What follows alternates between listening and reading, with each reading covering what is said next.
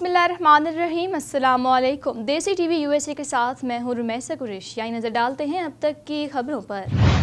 रियासत मगरबी बंगाल के ज़िला झड़ग्राम के रिहायशी संजय मेहता ने चांद पर 1 एकड़ ज़मीन 10,000 रुपये में ख़रीद कर अपनी बीवी को तोहफे में दे दी। उन्होंने ये तोहफ़ा शादी की पहली सालगिरह के मौके पर दिया। संजय के मुताबिक एहलिया से चांद लाकर देने का वादा किया था, जो प्लाट की सूरत में पूरा कर दिया। एक दोस्त की मदद से चांद पर प्लाट लूना सोसाइटी इंटरनेशनल से 1 साल इंतज़ार करने के बाद ख़रीदा। उन्होंने प्लाट की रजिस्ट्री भी दिखाई। कहकशां में किसी भी चीज़ को अपनी मलकियत में रखना नामुमकिन है, लेकिन इंटरनेट पर मौजूद वेबसाइट पर चांद के टुकड़े लोगों ने फरोख्त करते रहते हैं। राजस्थान के एक रिहायशी ने 2020 में अपनी शादी की सालगिरह पर भी बीवी को चांद पर 3 एकड़ का प्लाट तोहफे में दिया था। इससे कबल बॉलीवुड के अनजहानी अदाकार सुशांत सिंह राजपूत ने भी 2018 में चांद पर 1 एकड़ ज़मीन खरीदने का दावा किया था।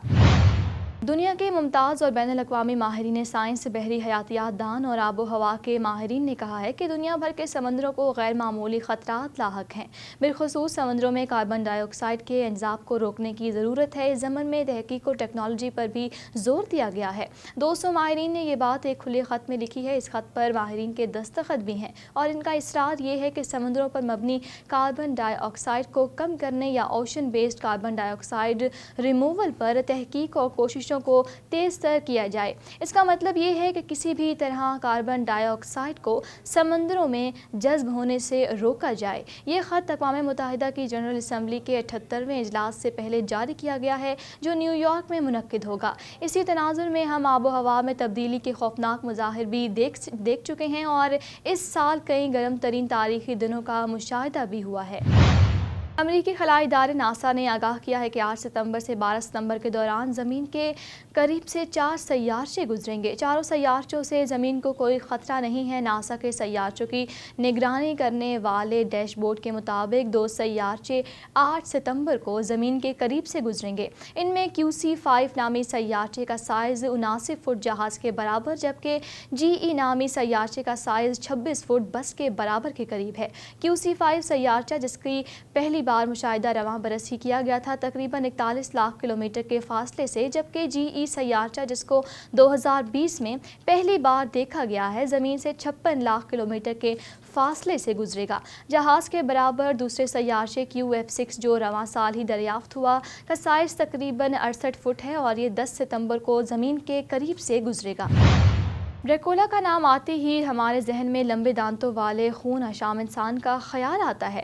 ये किरदार एक नावल से मशहूर हुआ जो असली शख्स पर था, लेकिन अब इसी के मुतालिक मालूम हुआ है कि वो गोश्त खोरी को नापसंद करता था और मुकम्मल तौर पर सब्जियों और फलों पर गुजारा करता था। 15वीं सदी में रोमानिया के किले में एक जालिम बादशाह विलाद सोइम रहा करता था, जिसे तारीख में विलादी इम्पालर उर्फ ड्रैकुला के नाम से भी जाना जाता था। इसके जुल्म जबर के बारे में ये मशहूर हो गया था कि वो लोगों का खून भी पीता है। दूसरी जानिब इसने किले में तशद्दुद का एक कमरा भी बना रखा था, जहां इसके मुखालिफिन पर जुल्म ढाए जाते थे। यह किला आज भी कायम है, जहां सयाहों की बड़ी तादाद आती है। ब्रेम स्टोकर नामी एक मुसन्निफ ने इसी किरदार को देखकर नावल लिखा और खून पीने वाले एक शख्स का जिक्र किया, जिसे ड्रैकुला का नाम दिया गया। ताहम अब माहिरीन ने विलादी इम्पालर के इस खतूत का मुताला किया है, जो इसने अपनी मौत के दौरान खुद लिखे थे। विलाद उर्फ ड्रैकुला 3 मरतबा अपने इलाके का बादशाह रहा था। इटली की यूनिवर्सिटी ऑफ कैंटानिया के माहिरीन ने इसके खतूत से पसीने, खून, फिंगरप्रिंट और दीगर मालूमात जमा की, जिसका काम इस साल मई में मुकम्मल हो गया था।